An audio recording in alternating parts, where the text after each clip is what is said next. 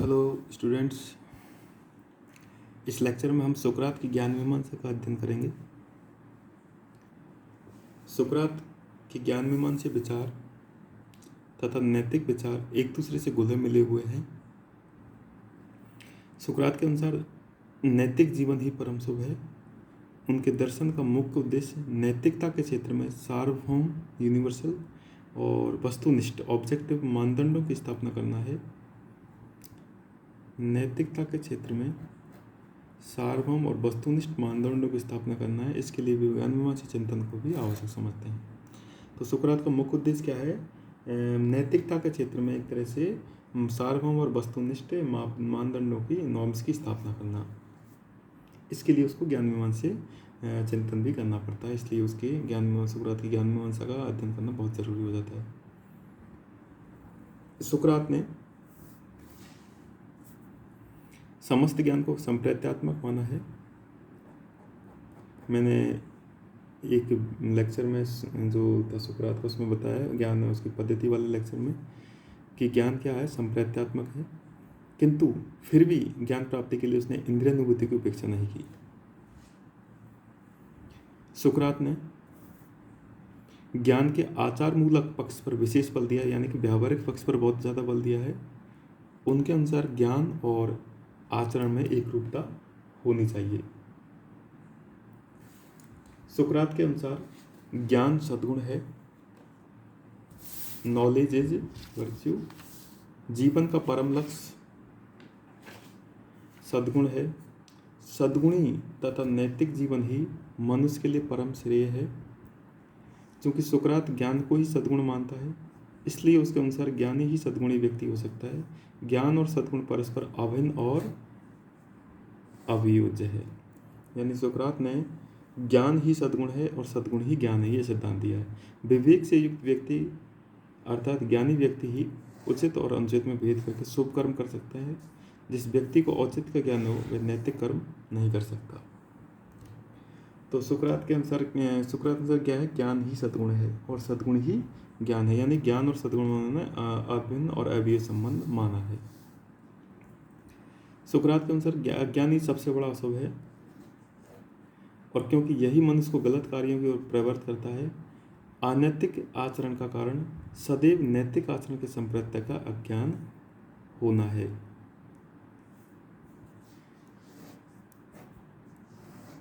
यानी कि मनुष्य अनैतिक आचरण क्यों करता है? क्योंकि उसे नैतिक आचरण का जो प्रत्यय है, कॉन्सेप्ट है, उसका ज्ञान नहीं होता। यानी कि उसे नैतिक आचरणों का ज्ञान नहीं होता, इसलिए वो क्या है, अनैतिक आचरण कर बैठता है। अतः उचित कर्म करने तथा नैतिक आचरण के लिए सौभाग्य का ज्ञान होना बहुत जरूरी है। ये प्लेटो की दृष्टि में बहुत ही इंपॉर्टेंट है कि व्यक्ति गलत काम क्यों करता है? क्योंकि उसे सही का ज्ञान नहीं होता। इस प्रकार सुकरात के अनुसार ज्ञान स्वरूप न केवल बौद्धिक है बल्कि उसके साथ साथ विवेक युक्त है। सुकरात ने नैतिक जीवन की समस्याओं के निराकरण के लिए बौद्धिक आधार खोजने का प्रयास किया। सुकरात के अनुसार व्यक्ति सभी वस्तुओं का मापदंड नहीं हो सकता, जैसा कि सोफिस्ट मानते थे। जिस प्रकार सार्वभौम ज्ञान संभव है, उसी प्रकार सार्वभौम नैतिकता भी संभव है। सुकरात के अनुसार जब तक मनुष्य को सद्गुण के संप्रत्य का ज्ञान न हो, तब तक वह सद्गुणी या सदाचारी नहीं हो सकता। सुकरात के अनुसार जब तक मनुष्य को सद्गुण के संप्रत्य का ज्ञान न हो, तब तक वह सद्गुणी या सदाचारी नहीं हो सकता। इसलिए सुकरात की दृष्टि में सद्गुण का ज्ञान होना बहुत ज़्यादा महत्वपूर्ण है। अतः किसी मनुष्य के आत्मसंयमी, न्यायी, साहसी, धैर्यवान आदि होने के लिए उसे इनके संप्रत्यों का ज्ञान होना चाहिए। सुकरात की दृष्टि में ये बात सही है कि यदि कोई व्यक्ति आत्मसंयमी है तो उसे आत्मसंयम के संप्रत्य का ज्ञान होना बहुत जरूरी है। अतः सुकरात की दृष्टि में कोई व्यक्ति बुराई या अशुभ को जानते हुए उसका आचरण नहीं कर सकता। ज्ञान ही समस्त सत्कर्मों एवं सुबोध का मूल आधार है। ज्ञान ही सत्कर्मों का और सुबोध का मूल आधार है सुकरात की दृष्टि में। अतः ज्ञान ही सद्गुण है। इस प्रकार केवल एक ही सद्गुण है और वह सद्गुण क्या है? ज्ञान है। सुकरात ने विभिन्न सद्गुणों में एकता स्थापित की है। करुणा, साहस, न्याय, धैर्य आदि सद्गुण ज्ञान के विभिन्न रूप है। यानी कि सुकरात ने सभी सद्गुणों में एक ही माना है और वो ज्ञान का रूप ही माना है। अतः उसमें परस्पर विरोध नहीं हो सकता, क्योंकि ये सभी सद्गुण सामंजस्यपूर्ण है। सद्गुण का ज्ञान किससे होता है? शिक्षा द्वारा संभव है।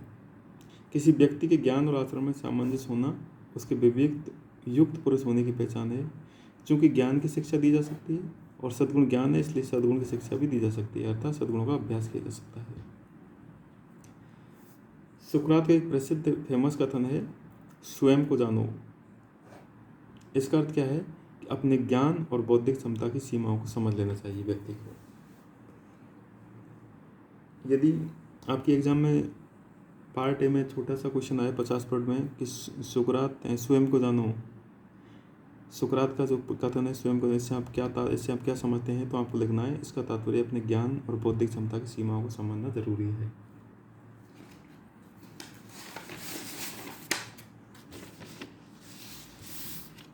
सुकरात ने शुभ और सद्गुण के पारस्परिक संबंध को कभी स्पष्ट नहीं किया, यानी कि शुभ में और सद्गुण में क्या रिलेशन, आपस में क्या संबंध पाया जाता है, इसका कभी स्पष्ट नहीं किया इसको। यद्यपि वह स्पष्ट रूप से कहता है कि ज्ञान सद्गुण है और सद्गुण शुभ है, फिर भी शुभ और सद्गुण के बीच पारस्परिक संबंधों का कभी विवेचन नहीं किया। शुभ और सद्गुण में कौन अधिक मौलिक है, इसकी स्पष्ट व्याख्या उन्होंने नहीं की। सुकरात ने कहा है कि ज्ञान ही सद्गुण है, ज्ञान की परम शुभ है। इससे निम्न निष्कर्ष निकाल सकते हैं। यदि आपके एग्जाम में क्वेश्चन आ जाए बीच वाला 100 वर्ड्स में, 100 वर्ड्स में, कि ज्ञान, सुकरात के अनुसार ज्ञान ही सद्गुण से आप क्या समझते हैं, तो उसको वहाँ पर लिखना इस तरह से कि इसके कई निहितार्थ निकलते हैं, इससे कई निष्कर्ष निकलते हैं। ज्ञान शुभ कर्मों का सार है, क्योंकि प्रत्येक व्यक्ति प्रसन्नता चाहता है। प्रसन्नता शुभ कर्मों पर आधारित है, किंतु शुभ कर्मों के लिए शुभ का ज्ञान होना आवश्यक है। कोई व्यक्ति स्वेच्छा से न बुरा होता है और न अनिच्छा से बुरा, ये भी इसका तात्पर्य होता है। यदि किसी व्यक्ति ने जानबूझकर कोई अशुभ कर्म किया है, तो वह उस व्यक्ति से श्रेष्ठतर है जिसने ये काम अनजाने में किया है। देखो यहाँ पर ये जो सुकरात का निहितार्थ तीसरा निकलता है, बहुत ही इम्पोर्टेंट है। आज वर्तमान में कोई भी बौद्धिक व्यक्ति इस बात से सहमत नहीं होगा, वो इसका हमेशा अपोजिट ही मानेगा। यदि किसी व्यक्ति ने जानबूझकर कोई अशुभ कर्म किया है, तो वह उस व्यक्ति से श्रेष्ठतर है जिसने यही काम अनजाने में किया है। आज हम मानते हैं कि यदि कोई व्यक्ति अनजाने में कोई काम करता है, तो उसको हम उस व्यक्ति से श्रेष्ठ मानते हैं जिसने वही काम जानबूझ के किया है। लेकिन सुकरात इसका विरोध करता है, और सुकरात का कहना है कि सुकरात क्यों कहता है ऐसा, क्योंकि सुकरात इसलिए कहता है क्योंकि सुकरात के लिए शुभ कर्म करना होने के लिए उस शुभ कर्म को ज्ञान प्राप्त करना बहुत ज़रूरी है। यदि कोई व्यक्ति शुभ कर्म का ज्ञान प्राप्त नहीं करता है, तो वो एक तरह से अशुभ है। इसलिए सुकरात कहता है कि यदि किसी व्यक्ति ने जानबूझकर कोई अशुभ कर्म किया, तो वह व्यक्ति उस व्यक्ति से श्रेष्ठ है जिसने यही काम अनजाने में किया है। अब इसका निहितार्थ ये है, इसका तात्पर्य कि हमें कोई भी हमारा जो दायित्व है, कर्तव्य है हमारा, सब उसको ज्ञान प्राप्त करना हमारे लिए एक तरह से जिम्मेदार के दायित्व है हमारा। ज्ञान ही सद्गुण है, इससे कुछ और अनिवार्य परिणाम निकलते हैं।